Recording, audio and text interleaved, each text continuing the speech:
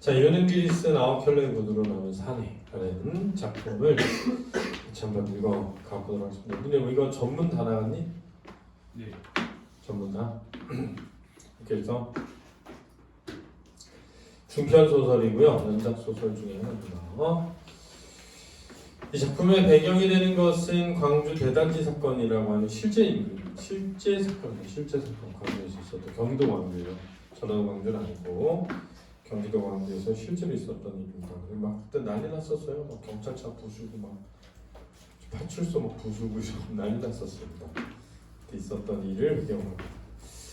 성남이 재개발된다는 소문을 듣고 이번에 기회에 집을 장만할 수 있다고 생각한 권 씨는 무리하게 거금 20만 원을 마련해 철거민의 입주 권리를 손에 넣었습니다. 그러나 입주 전매자의 권리를 인정해주지 않는 행정당국의 압박에 들려 입주는커녕 직장과 재산을 잃고 만신창이가 되고 말죠. 심지어 그 과정에서 감옥살이까지 하며 전과자 신세가 된 권 씨는 나의 집 문간방에서 새빵 살기 시작하게 됩니다. 특히 이제 이 과정에서 권 씨는 대학을 나왔다는 이유로 빨갱이로 몰리게 되는 거예요. 그래서 빨갱이로 몰리면서 사상범으로 취급받게 되고, 그래서 경찰이 붙어 다니면서 감시를 합니다. 감시를 하는 경찰도 알아. 얼마나 찢어지게 가난하고 고달프게 사는지.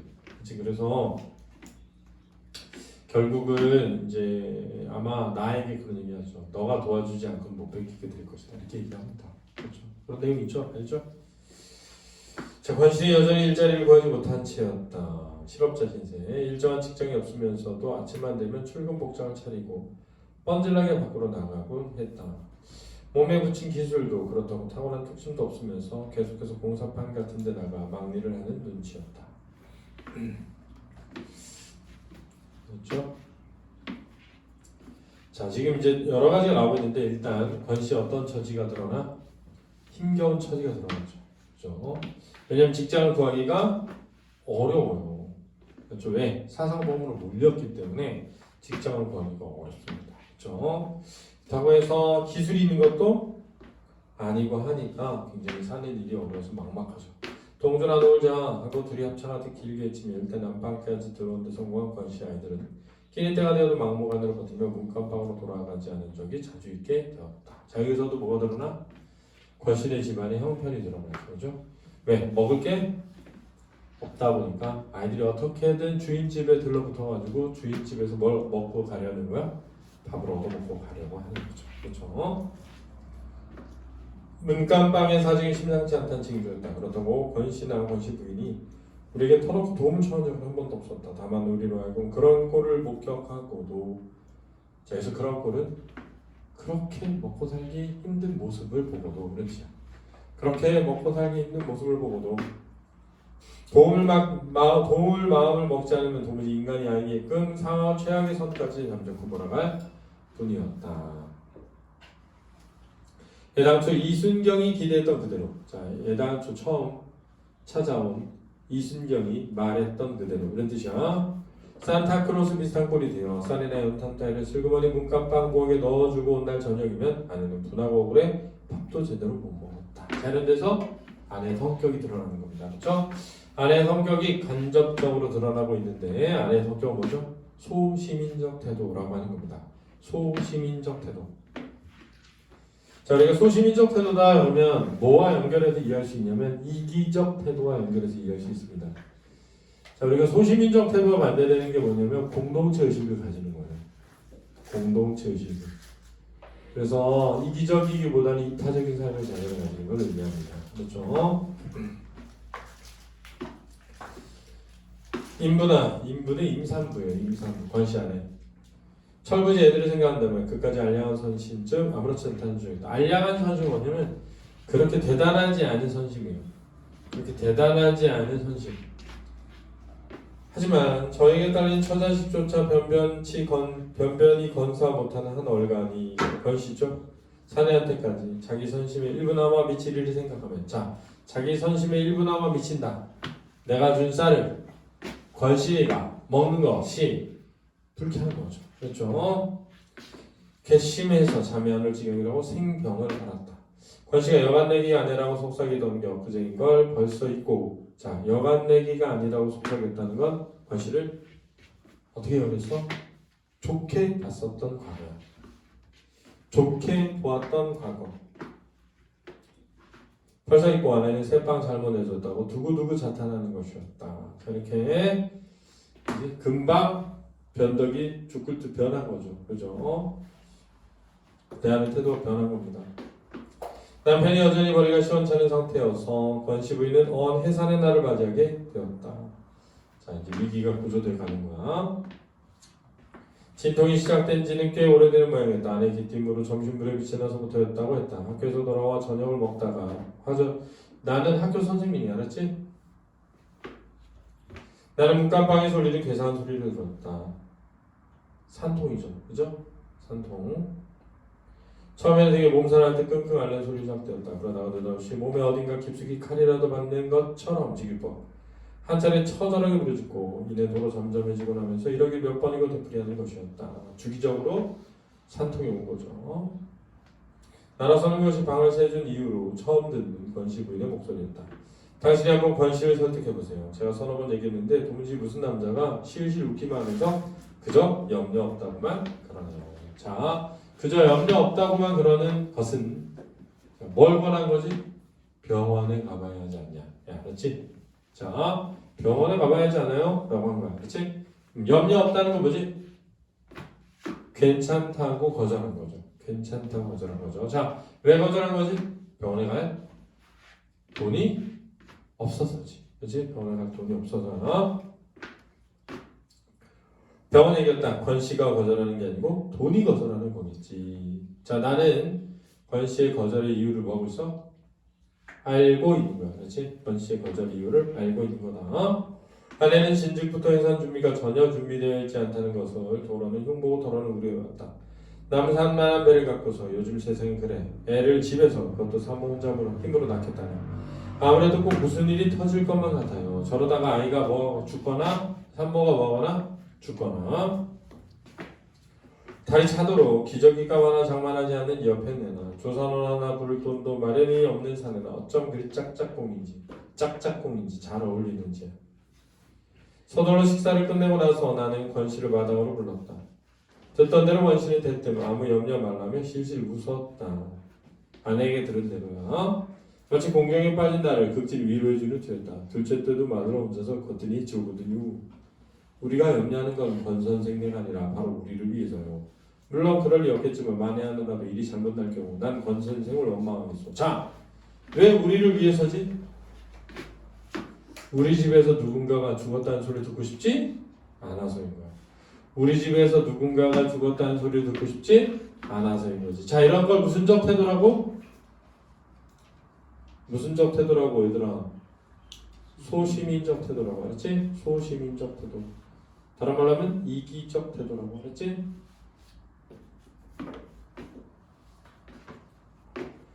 작자가, 그래서 작자는 권씨다. 정도 이상으로 느물거린다 싶어서 능청스럽다 싶어 나는 인간이 모자란 소리를 넘기고는 방으로 가버렸다. 정이나 어려우면 정말 어려우면 분만비를 빌려줄 수도 있음을 넌지시 비쳤는데도 작자가 끝까지 거절한 것은 까짓것 변들이 병원에서 얼마 들지도 않을 비용을 빌려 쓴 다음 나중에 갚는 그런 알량한 수고를 겁낸 나머지 두 목숨을 건 모험적을 택한 계산 속일 거라고 나는 단정해 버렸다. 그래서 두 목숨 누구라 누구지? 권씨 아내와 권씨 아내 뱃속에 있는 아이죠. 그렇죠? 그런 모험을 누가 선택했다는 거야? 권씨가. 알았지? 그러나 한결같은 상태로 자정을 넘기고 나더니 사정이 달라졌다. 왜? 출산을 못하고 계속 진통이 계속되는 거야. 경산치고는 진통이 너무 길고 악착스러운데 겁이 났던지 권씨는 통금이 해제되기 전에 부인을 업고 비탈길에 내려가느라고 한바탕 북새를 떨었다. 야단. 그치? 북이 북채 위에 엎인 모양처럼 지기법 권씨 내외가 우리 집 문간방을 빠져나가는 걸 보는 것만으로도 한 근심 더는 기분이었다.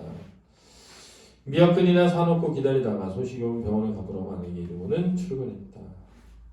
오순 시작된 바로 뒤에 시간이 경과하고 뜻밖의 권씨가 나를 찾아왔다. 때마침 나는 수업이 없어 그곳에 잡담하고 있는 중에서 수에게 연락을 받자 곧장 학교 정문 나갈 수 있었다. 덮으실 텐데 이거 죄송합니다. 권실에서 웃는 나치고 왠지 사람이 전혀 없는 퍽수줍음을 보였다. 왜? 뭔가를 부탁을 하기 위했기 때문이에요. 자, 권실은 남에게 무엇을 부탁하는 것이 익숙하지 않은 사람인 거야. 그렇지? 왜 익숙하지 않지? 그렇게 살아오지 않았었던 자존심 때문이야. 그렇지? 과거에 대학까지 나오고 그렇게 살지 않았던 자존심이 있기 때문에 남한테 뭔가를 빌리는 것에 되게 어색한 거야. 알았니? 자, 이 권씨 자존심을 상징적으로 드러내는 게 권씨 뭐지? 구두가 되는 거지. 그렇지? 그래서 늘 반짝반짝하게 뭐 해놓았던? 닦아놓았던 구두가 권씨의 자존심을 상징하는 거야. 그렇지?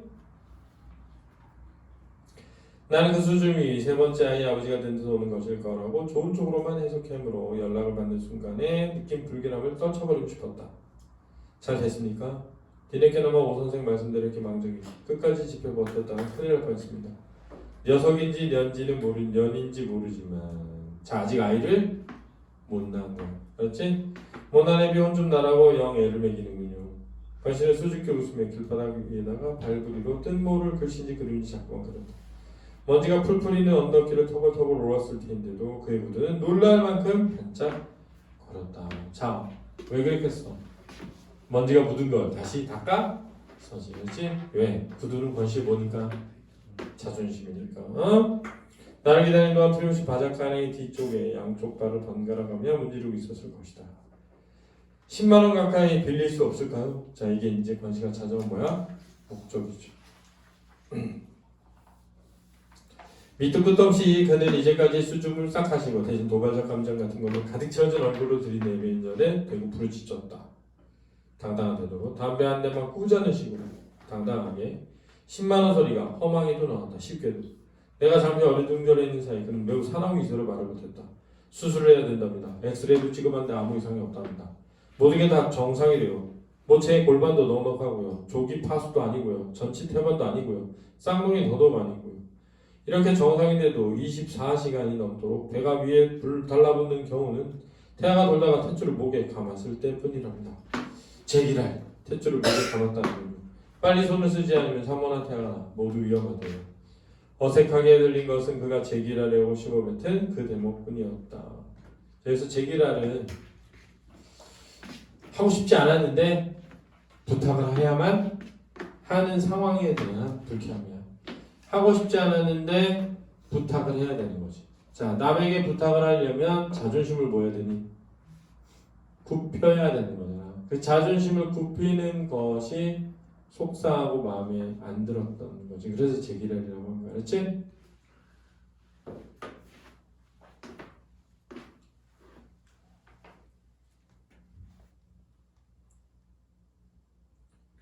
평상시에 권시답지 않은 그 말만 빼고는 그럴 수 없이 진지한 얘기였다. 아니다, 그가 처음으로 점잖지 못한 말을 사용했기 때문에 내겐 더 진지하게 들렸을지도 모른다. 나는 한동안 망설이지 않을 수 없었다. 갈등, 내적 갈등.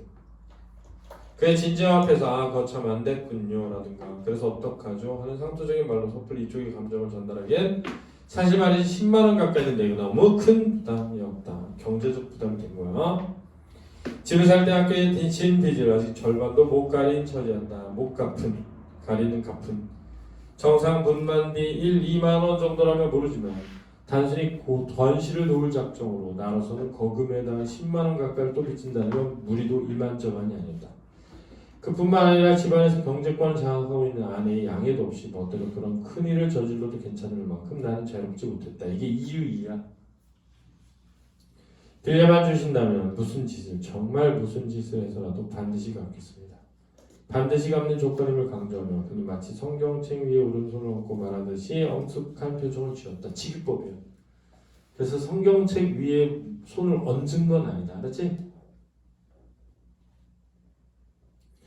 하면타면 나는 잊을 뻔했다. 그가 적시 일깨워줬기 망정이지 안 그랬다면 빌려주는 일이 어려우면 골똘한 나머지 빌려줬다 나중에 돌려받는 어려움이 더 클 거라는 생각은 못할 뻔했다. 근데 뭘 보고 알았어? 무슨 짓을 해서라도 갚겠다는 걸 들었을 때 나는 얘가 못 갚을 수 있지라는 생각이 든 거야. 오히려 무슨 짓을 해야만 뭐 할 수 있어? 갚을 수 있거든. 그렇다. 끼니조차 감당하지 못하는 주제에 맞벌이 아니면 어떻게 간간히 얻어걸리는 출판사 싸구려 번역일 가지고 자 그럼 싸구려 번역일도 하는 거지, 그지? 그러니까 지식인인 거야. 어느 해 빚을 갚을 것인가? 자, 서리법이야. 빚을 못 갚을 것이다. 책임을 따르는 동정은 피하는 게 상책이었다. 책임이 따르는 동정, 즉 돈을 돌려받지 못할 수도 있는 거지, 그지? 그리고 기왕 피할 바엔 저쪽에서 감히 두말 못하도록 야멸차게 할 필요가 있었다. 병원 이름이 뭐죠? 원산부인과입니다. 지금 내 형편이 한금은 어렵군요. 원장한테 바로 전화 걸어 내가 보증을 서먹을 약속할 테니까 권 선생도 다시 한번 매달려보세요. 의사도 사람인데 설마 사람을 생으로 죽게 하겠습니까? 달리 변통할 구멍이 없으시다면 그렇게 해보세요. 자, 이 말은 빌려주겠다 안 빌려주겠다? 안 빌려주겠다.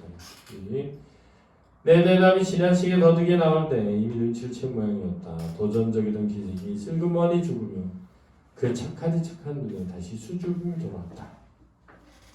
자, 여기서 수줍음은 뭐로 인해 생긴 거야? 자존심의 상처로. 그는 과거에 고개를 좌우로 흔들었다. 원장이 어리석은 사람이길 바라고 거기에 희망을 걸기엔 너무 늦었습니다. 그 사람은 나한테서 수술 비용을 받아내기 시원치 않다는 걸 입원시키는 그 순간 벌써 알아차렸죠. 자, 병원장도 이해타산적인 사람인 거야. 환자를 두고 수술을 해야 되나 말아야 되나, 지금 목숨이 위태롭나 안 있나 이런 게 보는 게 아니라 돈이 있나 없나를 보는 거죠. 얼굴에 흐르는 진땀을 훔치는 대신 그는 오른발을 들어 왼쪽 바지가랑이 뒤에 두 번 문질렀다. 발을 바꿔 같은 동작을 반복했다. 자, 요것은 상처받은 자존심을 뭐하고 싶어서? 보상받거나 회복하고 싶은 마음이다. 자, 구두를 번질번질하게 뭐해야? 닦아야 자존심이 회복되는 거죠. 바쁘실 텐데 실례 많았습니다. 썰면처럼 두툼한 입술이 선점에서 깬 어린애같이 움찔거리더니 겨우 인사말이 나왔다. 입술이 두꺼워서 썰면 한 접시라 해서 썰면이라고 불렀다. 무슨 말이 더 있을 듯 싶은데 그는 이내 돌아 휘적휘적 걷기 시작했다. 나는 대신 그 입에서 끈끈한 가래가 묻은 소리가 이를테면 오 선생님 너무하고 라든가 잘 먹고 잘 살라 하는 말이 내 이마에 딱 늘어붙는 순간을 대비하고 있었는지 모른다. 그래서 그가 갑자기 돌아서면서 나를 똑바로 올려다봤을 때 그처럼 깜짝 놀랐을 것이다. 오 선생 이래봬도 나 대학 나온 사람이요 그랬단 말이야. 그렇지? 자존심이죠. 그러니까 이 순간에도 이 사람은 돈을 빌리지 못해서 걱정되는 것도 있지만 자기를 이렇게 돈이나 빌리니까 하찮게 여기는 게 싫었던 거죠. 누군가에게 돈을 빌리는 처지가 되니까 자신을 하찮게 여기는 것이 싫었던 거예요. 나 대학 나온 사람이거든? 이런 거죠. 그치? 더 비참하네. 그치? 대학 나왔는데 이러는 거잖아. 네 사람이 사실 너 잘못이야. 시대가 잘못된 거지. 그것뿐이었다. 그는 수줍게 그 말만 건너 언덕을 내려갔다. 별로 휘청거릴 것도 없는 작달만한 체구로 연방 휘청거리며 그는 내리는 한 걸음 한 걸음에 땅을 젖어 하늘을 젖어하는 동작으로 내 눈에는 비쳤다. 왜? 절망감이죠. 그죠? 절망감. 어떤 대안을 얻지 못한 절망감. 앤드 자기의 자존심마저도 뭘 받은 거야? 상처를 받은 거죠. 산공팽이로 돌아 그의 모습이 벌거벗은 황토 언덕 쪽으로 사라진 찰나 난 뛰어서 그를 부르고 싶은 충동을 느꼈다. 돌팔 매질하다 말고 뒤집힌 3륜차로 달려들어서 아기아기 참외를 깨물어 먹는 군중을 목격했을 당시의 권씨처럼. 자, 이게 이제 권씨의 옛 이야기 속에 나오는 겁니다. 알았죠? 막 대모하고 있는데 막 최루탄 터지고 이러고 있는데 참외 트럭이 뭐 한 거야? 옆으로 넘어졌어. 근데 그 중요한 순간에 사람들이 갑자기 참외 트럭이 쓰러지자 다 달려들어서 참외를 먹은 거야. 갖다 막 먹고 그런 거잖아. 그지? 엄청 막 대의를 위해서 싸우는 것처럼 하다가 결국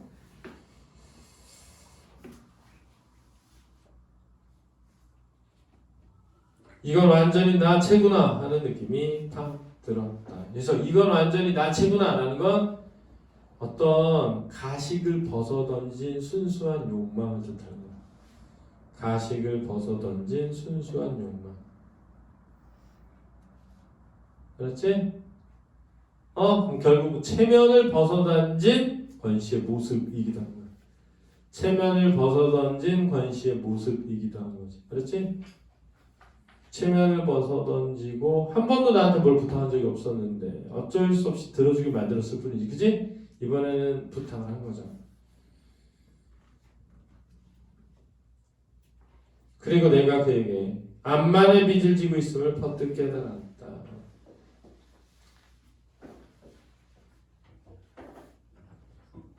분명 빚을 지고 있음을 전세돈도 일종의 빚이면 빚이었다. 왜 좀 더 일찍 그 생각을 못했는지 모른다.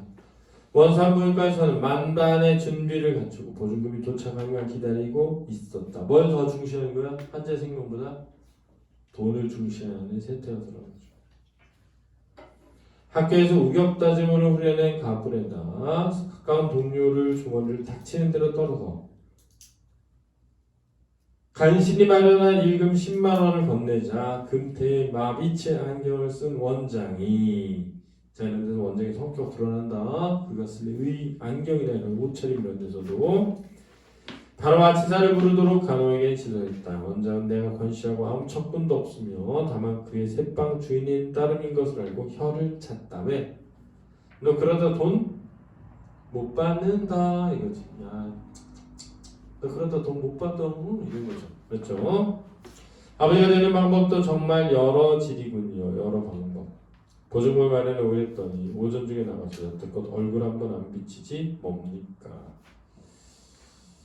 맞습니다. 의사가 애를 꺼내는 방법도 여러 질이듯 아버지 노릇하는 것도 아마 여러 질일 것입니다. 그렇죠? 의사가 애를 꺼내는 방법도 여러 질이듯 자 의사를 애를 꺼낼 때 맞지? 애기 목숨을 구하기 위해 꺼내는 사람도 있고 뭘 벌기 위해? 돈을 벌기 위해 꺼내는 사람도 있으니 너는 진짜 나쁜 놈이야 라고 얘기하는 거야. 그렇지? 그 의사는 원장은 혀를 칫칫하면서 아버지가 되는 방법도 정말 여러 방식이 있군요. 보증금 마련해 온다고 했더니 나가서 여태껏 얼굴 한번 안 비치다니 하면서 권씨를 비판하는 거야. 그렇지? 의사가 그러자 나는 의사를 비판한 거죠. 그래요. 의사도 이런 것처럼 아버지도 이럴 겁니다. 이런 거잖아요. 지금 비꼬니까 원장은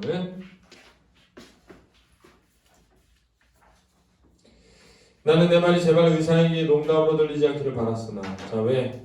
의사를 뭐 한 말이야? 비판한 말이야. 그렇지? 의사를 비판한 말이야. 유감스럽게도 금태안경의 상대방은 한 차례 너털 웃음으로 그걸 간단히 뭉쳐버렸다. 뭉갰다는 거야. 그렇지? 나는 이미 죽은 게 아닌가 싶게 사색이 완연한 걸실 부인이 들것에 실려 수술실로 가는 걸 거들었다. 생명을 꺼내고 그 생명을 수용했던 다른 생명까지 암양해서는 데려다가 건지는 요란한 수술치고는 너무 쉽게 끝났다. 보호자 대기석에 앉아 우리 집 동준이 놈을 얻을 때처럼 줄담배로 4개인가 5개째 붙이고 나니까 울음이 들렸다. 긴장한 거야. 출산 때까지. 고추예요 고추. 뭐라는 거야? 남자애라는 거지. 그치? 수술을 돕던 원장민이 나면 처음 울음 듣는 순간에 내가 점쳤던 결과를 큰 소리로 확인해 주었다. 목소리가 저렇게 크면 남자겠지 뭐 이런 거야. 진짜 보호자를 상대하듯 원장 부인이 내게 축하를 보내었으므로 나 역시 진짜 보호자 입장에서 수고를 취하지 않을 수 없었다. 칭찬과 감사야. 취하라. 칭찬하며 감사하다. 잠시 후에 나는 강포에 쌓여 밖으로 나는 권기용 씨의 찬함을 대변할 수 있었다. 제 어미의 배를 가리고 나온 놈답지 않게 얼굴이 두툼한 거 없이 속 없이 잘도 생겼다. 제왕절개라는 말이 풍기는 선입관에 딱 어울리게끔 목청 크고 울음이 찼다. 병원 건물은 온통 들였다 놓는 억센 놈의 울음소리를 듣는 동안 나는 동준이 놈을 낳을 때의 감격에 고스란히 빠져들었다. 자 그래서 결국은 내가 돈을 마련해 가면서 무사히 뭐 할 수 있었던 거야? 수술을 마칠 수 있었거든 거지. 우리 집에 강도하던 건 공교롭게도 그날 밤이었다. 나 인생 처음 당해보는 강도였다. 자꾸만 누군가 내 어깨를 흔들어대고 있었다.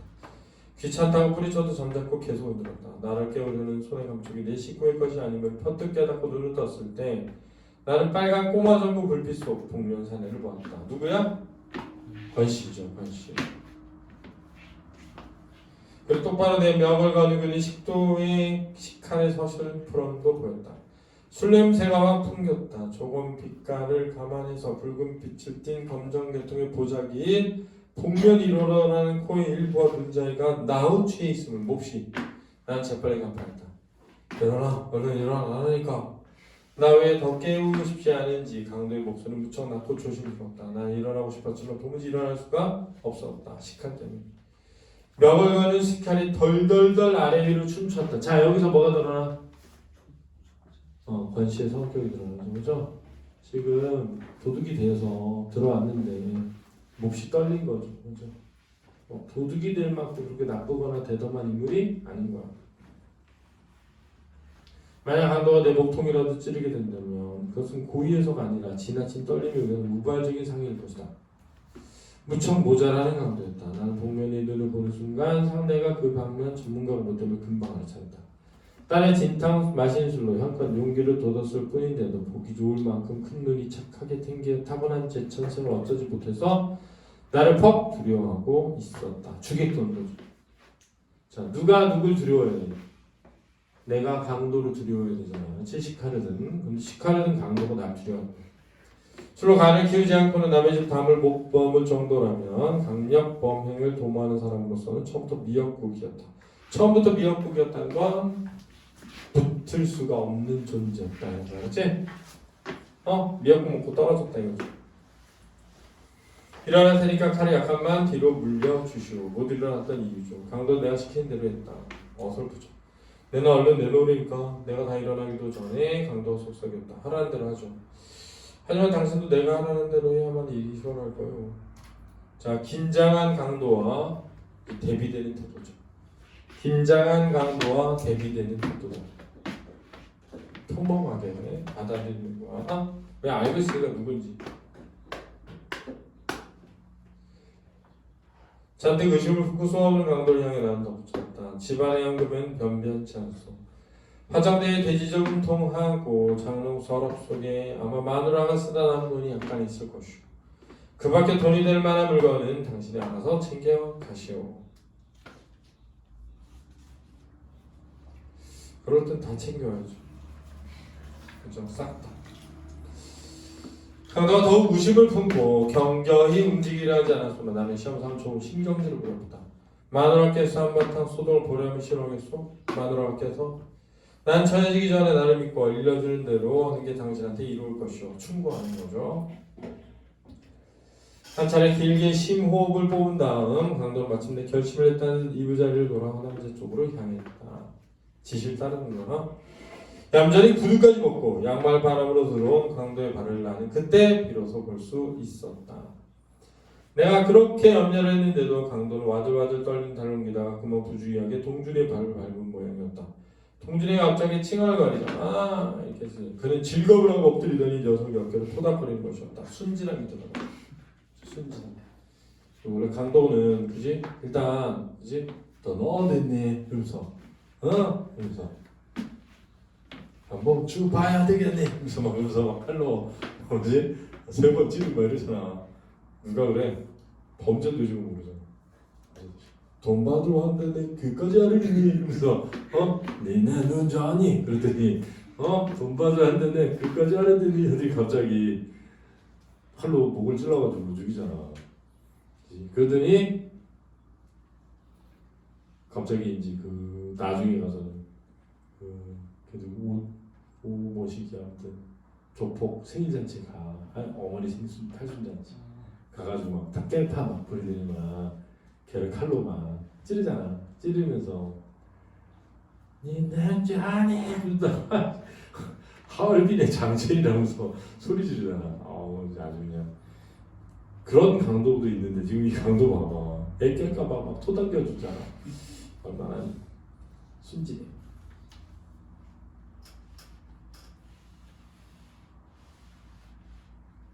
그렇죠?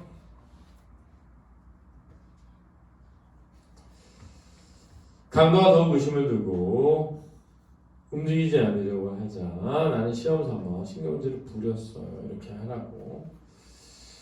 그 다음에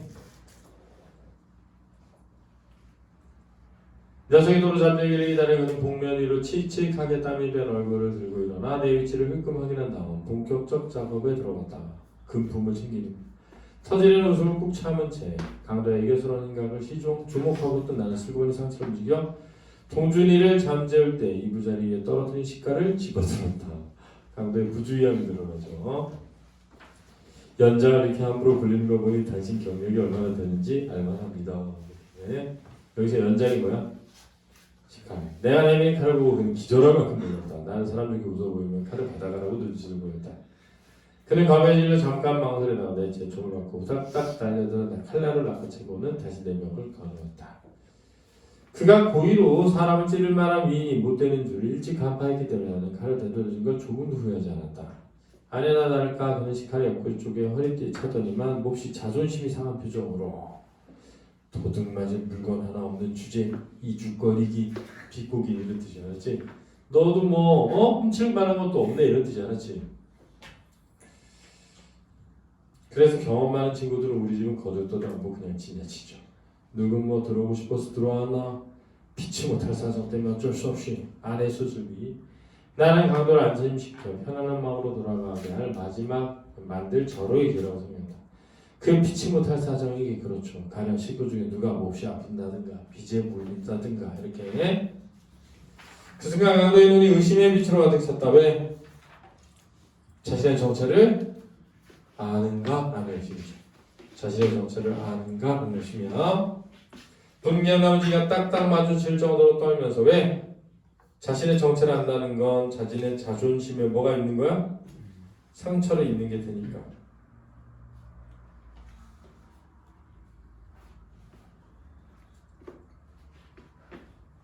그는 대청마를 향해 나갔다. 내 옆에서 스쳐나갈 때 그의 몸에는 역겨울 만큼 술 냄새가 확 풍겼다. 그렇지? 강도를 하기 위해서 술을 마신 거야. 그렇지? 용기를 내려고. 그가 어둥지둥 끌어안고 나가는 건 틀림없이 갈기갈기 찢어진 한 줌의 자존심일 것이다. 애당초 의도했던 바와 달리 내 방법이 결국 그를 편안하게 하기커녕 오히려 더욱 낭태케 했음을 깨닫고 나는 그의 등을 향해 말했다. 어렵다고 꼭 외로운 법은 없어요. 누가 압니까? 당신도 모르는 사이에 당신을 아끼는 어떤 이웃이 당신의 어려움을 덜어주었을지. 자, 아까 오전에 내가 아내의 수술비를 뭐 했기 때문에? 냈기 때문에 하는 말이죠. 개수장마 그따위 이웃이 없다는 걸 난 똑똑히 봐서 난 이제 아무도 안 믿어. 왜? 빌리러 갔다가 거절 당했었잖아. 그렇지?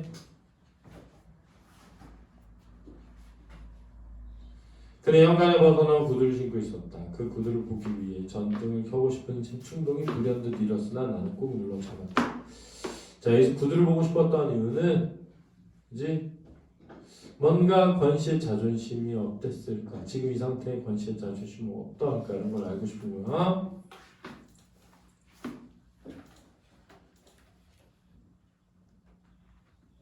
현관문을 열고 마당으로 내려선다. 부주의하게도 그는 식칼을 들고 왔던 자기 본부를 막먹고. 자, 자기 본부는 뭐야? 도둑 강도죠. 도둑 강도의 본부를 막았고 엄격결에 문간방으로 들어가는 자기 집 안으로 그의 실수를 지어가는 일은 훗날을 위해 나로서는 부득이한 조처였다. 어쩔 수 없었다는 거야. 눈 감아주려고. 대문은 저쪽이에요. 문간방 보 앞에 한동안 망연히 있다가 멍하게 이윽고 그는 대문 쪽을 향해 걷기 시작했다. 비틀비틀 걷기 시작했다. 자존심의 상처 때문이야. 대문에 다다르자 그는 상체를 뒤틀어 이쪽을 보았죠. 이래봬도 나 대학까지 나온 사람이요. 자, 마지막 자존심은 뭐하고 싶었던 거야? 지키고 싶은 거죠. 누가 뭐라 그랬나? 저 TMI네요. 그죠? 느닷없는 그는 자기 학력을 밝히더니만 대문을 열고 보안등 하나 없는 7위 어둠 저편으로 자진해서 삼켜져 버렸다. 자, 여기 되게 독특한 표현이죠. 왜냐면 권씨가 사라진 건데 마치 어둠이 그를 뭐한 것처럼 삼킨 것처럼 표현했잖아. 그렇지? 권씨가 어둠 속으로 사라진 건데 어둠이 권씨를 삼킨 거죠. 주객전도식 표현이라고 한다. 이거를 주객전도식 표현. 내가 술을 붙은 건데 술이 나를 붙들었다. 이렇게 표현하는 거야. 그렇지? 내 눈에 눈물이 보였는데 별에 물이 고였다 이렇게 하는 거. 주객전도식품이다. 부기와 영화를 내가 꺼리는데 부기와 영화가 날 꺼린다고 하는 거. 이거 주객전도식품이다. 나는 대문에 잠그지 않았다. 왜? 권씨가 다시 들어올 수 있도록. 그냥 지쳐놓기만 하고 들어오면 문간방에 들러 권씨가 아직도 귀가하지 않았습니다. 깜깜한 방 안에 어미아비 없이 오누이만 새우잠을 자고 있음을 아울러 확인하고 났다. 아내가 작업바람에 팔짱을 끼고 형편 앞에 서 있었다. 무슨 일이 있었어요? 아무것도 아니야. 잃은 물건 하나도 없다. 돼지 저금통도 화장대 위에 있다. 아무것도 아닐 수밖에. 다시 잠이 들기 전에 난 아내에게 수술 보증금을 대납해 준 사실을 비로소 이야기했다. 한참 말없이 있다가 아내는 벽쪽에 술머리 돌아 누웠다.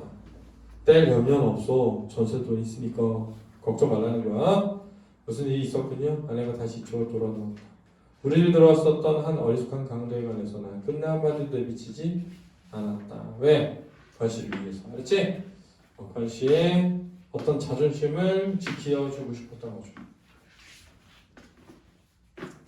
이튿날 아침까지 권씨는 귀가했지 않았다. 출근하는 길에 병원에 들러보았다. 수술 보증금을 구하러 병원 문 밖을 나선 이후로 권씨가 거기에 재차 발걸음한 흔적은 어디에서도 찾아볼 수 없었다. 즉 수술비를 마련하지 못한 거죠. 그렇죠? 그 다음날도 권씨는 귀가하지 않았다. 그가 행방불명이 된 것이 이제 분명해졌다. 그리고 본인은 그게 아니었다고 해도 결과적으로 내 방법이 매우 졸렬했음도 이제 확연히 밝혀진 셈이었다. 왜? 나 때문에 결국은 권씨가 먹은 거야? 돌아오지 않게 된 거죠. 복면위로 드러난 두 눈을 보고 나는 그가 다름 아닌 권씨를 대뜸 알아차릴 수 있었다. 밝은 아침에 술이 깨는 권씨가 전처럼 나를 떳떳하게 대할 수 있게 하자면 복면에서 아내를 끝까지 강도로 대우하는 길들이라고 판단했다. 이게 바로 배려였죠. 배려. 그래서 아무 일도 없었던 듯이 병원에 찾아가서 죽지 않은 아내와 새로 얻은 세 번째 아이를 만날 수 있게 되기를 기대했던 것이다. 왜? 내가 대납했으니까.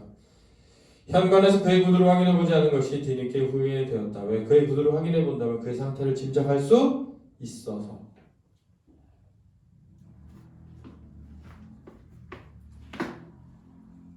문간방으로 들어가려는 그를 차갑게 일깨워준 것이 마음에 걸렸다.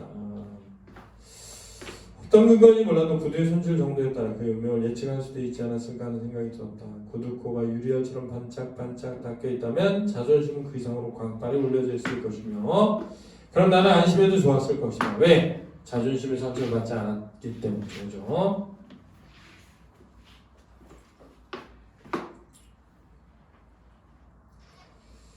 근데 그가 만약 마지막이라는 걸 염두에 두고 있었다면 자 이미 내 자존심의 상처를 받았기 때문에 더 이상 여기서 살 수 없고 가출해야겠어 라고 결심했다면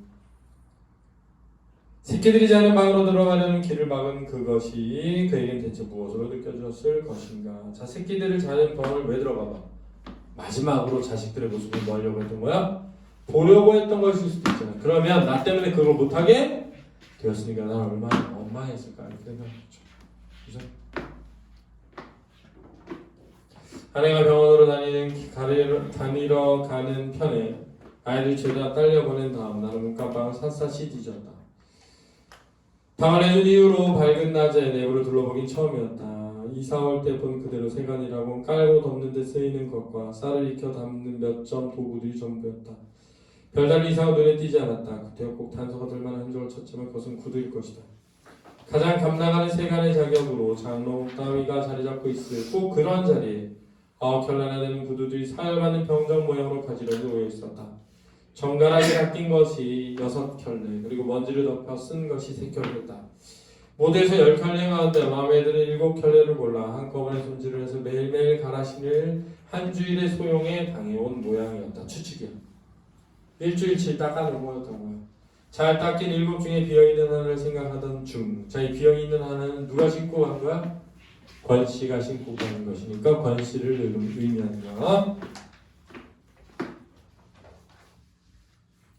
난 한칼레인 그 구두가 그렇게 쉽사리 돌아오지 않으리라는 걸 알뜰하게 깨달았다.